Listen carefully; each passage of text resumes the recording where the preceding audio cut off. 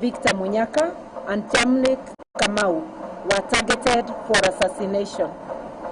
The evidence is clear in the bullet holes aimed at specific windscreens of their vehicles. We thank God for their protection. Otherwise, we would today be eulogizing them. Their only crime having been exercising their freedom of association and expression.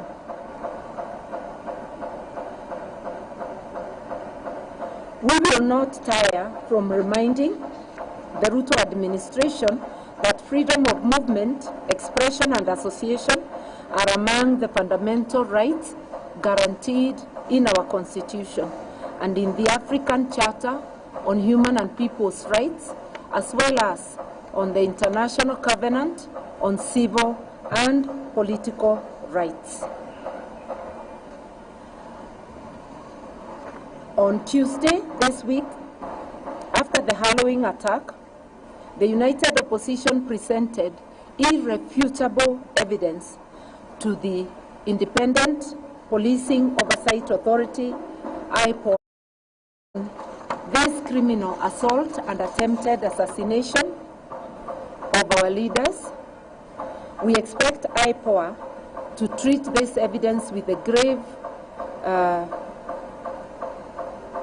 concern that it deserves. Any attempt to unlawfully take the life of a human being, regardless of ethnicity, gender, or rank, ought to be condemned in the strongest terms possible. We therefore expect IPOA to hold the commanding officer who led this assault accountable. The Inspector General of Police, Douglas Kanja, and Interior Cabinet Secretary, Kipchumba Murkomen, must be held accountable. The buck stops with them. We can no longer allow the brazen criminal acts and subversion of the rule of law to continue because of orders from above. We are saying enough is enough. We have heard Ruto saying enough is enough, but we remind him as an employee, you can never tell your employer enough is enough. You can only pack your bags and go. We are his employers. We are telling him enough is enough. This has to stop. He cannot create a Haiti-like militia in Kenya to destroy the peace and tranquility that we have been having. Fellow Kenyans, our country is ailing.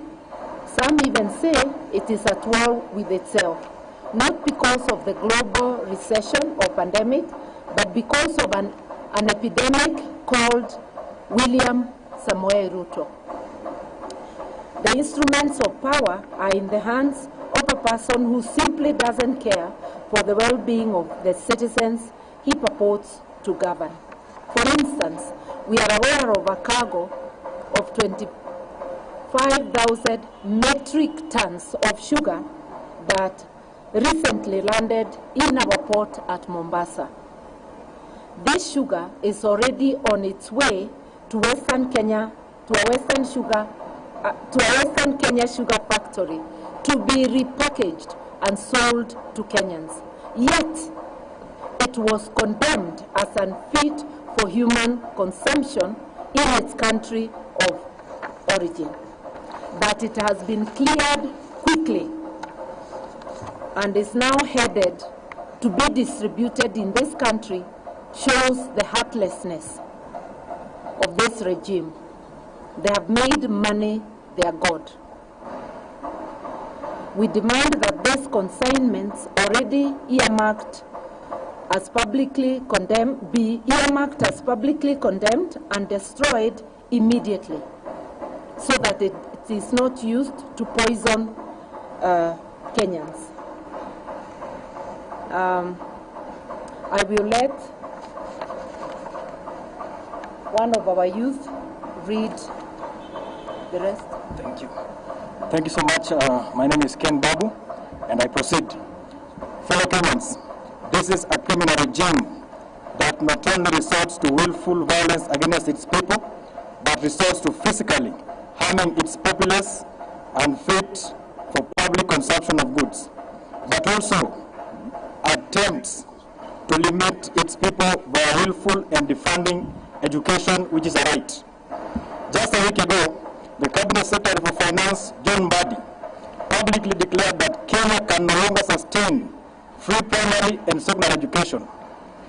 The proposed cuts to capitation and demand that Kenyan parents pay more for the education is an affront to Constitution, having been entrenched in Article 43(1)(f), which guarantees the rights to education for everyone, while Article 53(1)(b) specifically ensures every child's right for free and compulsory basic education. Hence, defining education is not only insensitive but unconstitutional. We implore us to reason to these words of Abraham Lincoln, and I quote, "Do not interfere with anything in the Constitution. That must be maintained, for it is the only safeguard of our liberties." We must tell the illegitimate regime of Mr. Ruto that Kenyans want education, health, and other basic needs, and not handouts in the name of empowerment. And therefore, we all agree that having Mr. Ruto as the Kenyan president today is one of the most historical mistakes that ever happened in this country. And therefore, one term is unstoppable. One term. One term. Another one? Yeah. It will be finished by state. Honorable. Lady. No. Let's have a lady. It's gone. Ndio ya mwisho. Okay. Under Ruto's torrid regime, our beloved country has in under 3 years, we have been subjected to socio-economic and emotional assault as the people of Kenya, which is illegal, unconstitutional, and criminal in every form. This is not speculation. We repeat, this is a fact.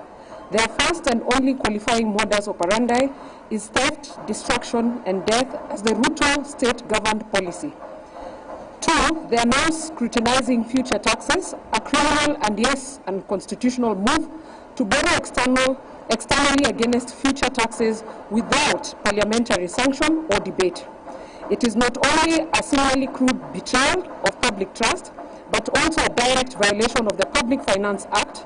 The behind closed doors is a reckless scheme to sell off Kenya's future. To conceal their criminal operations, they have created murky financial vehicles called special purpose vehicles. These are run by faceless technocrats and unaccountable corporations. The primary objectives of this vehicle is to divert public resources like robbery. It is shameless thievery, the likes of which no nation on planet Earth has ever seen or should witness. We call for the following with immediate urgency. Number 1, Parliament must reclaim its authority and halt the illegal securitization of public taxes. 2, an independent audit into all SPVs being used to handle public resources. 3, the government must restore full capitation to schools and publish a clear time-bound commitment to fund free education as enshrined in the law. 4, Kenyans must mobilize, organize, and resist through civic engagement, legal action, and national solidarity.